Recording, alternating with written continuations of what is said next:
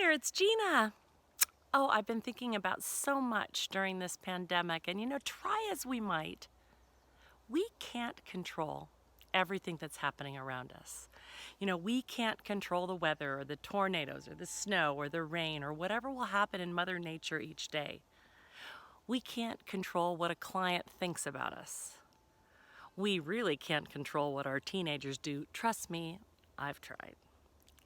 And, we can't control the fact that we're all in the middle of a serious pandemic right now. And yet, there are two things that we have control over. It is our reaction to those situations and the actions that we take as a result of those reactions.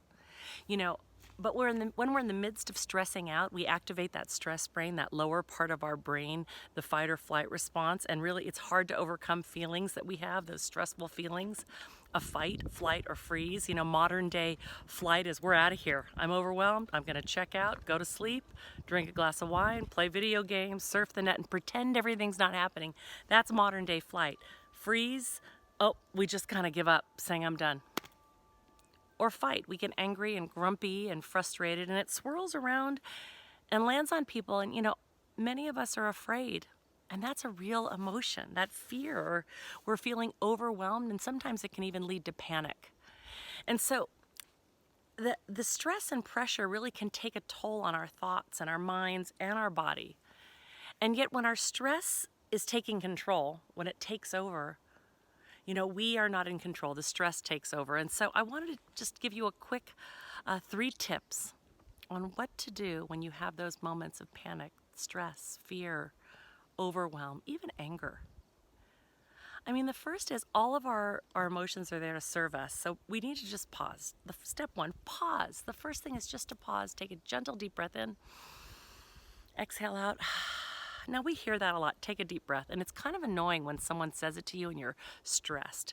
So if you can have that own trigger in your mind, like really right now, I'm just gonna take a deep breath, and you make the decision before someone tells you, your body and mind will receive it a lot better.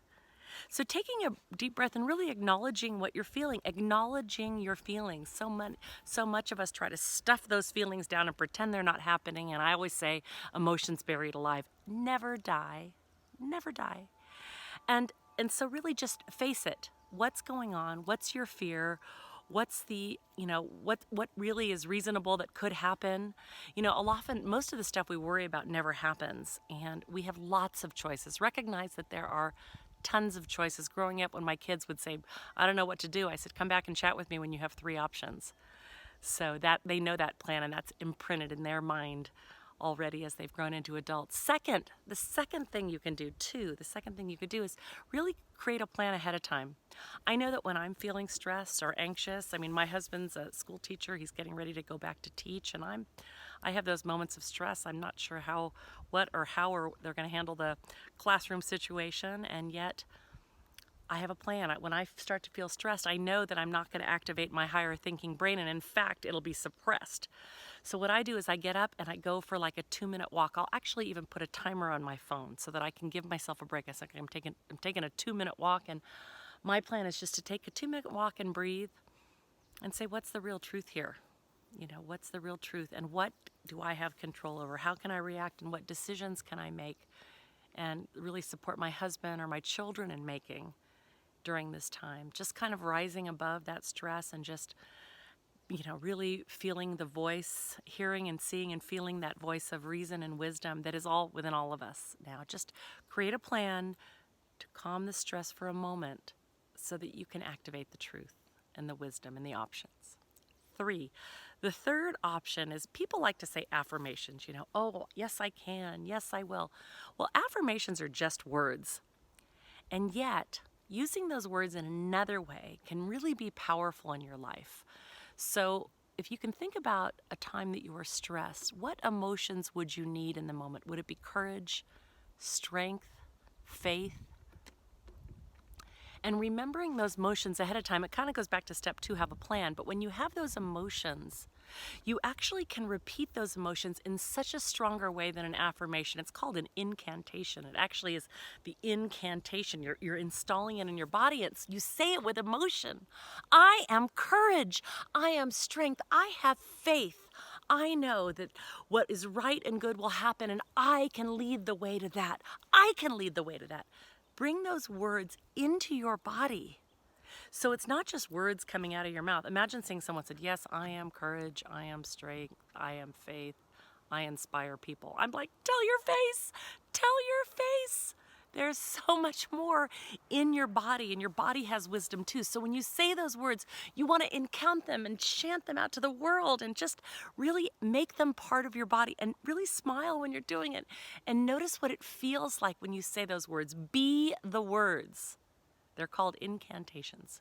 So let's review 3 things you can do. Number 1, identify, take a pause, identify what you're feeling.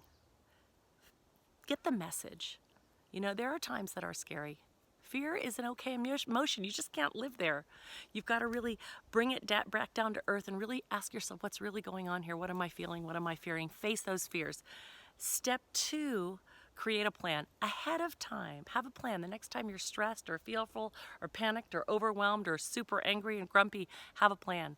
Call it your 2-minute action plan, and set your timer and go for a little walk and breathe, or find a song you like to listen to and just take a break. Give your body a break so that that stress brain is suppressed. And third, come up with some incantations, words that you say with emotion that you bring into your body. And say those ahead of time. It's kind of like training before you need to do something. So you have that muscle. You have that muscle in your mind ahead of time. Does that make sense? I really think that building that muscle, that you have will really serve you. And I have another gift for you. It's a 3-minute, I have something else that can help you, a 4th bonus idea. It's a 3-minute meditation to help reduce or eliminate your stress, to free you. It's the Freedom from Stress meditation. You can just grab it in the link below, and that's my gift to you. And that could be part of your plan too, just to listen to that for 3 minutes, to give yourself a pause so that you can see the big picture. Sometimes if you're so stressed, you're so deep into the detail that you don't have a moment to step back. So that 3-minute meditation's there. It's for you. It's a gift. Be well, be joyful, be inspired. Give thanks to the 2 feet you have on the ground, this beautiful life, even though at times it's challenging. Know that I'm here lifting you and here to inspire you and serve you. Be well. See you next time.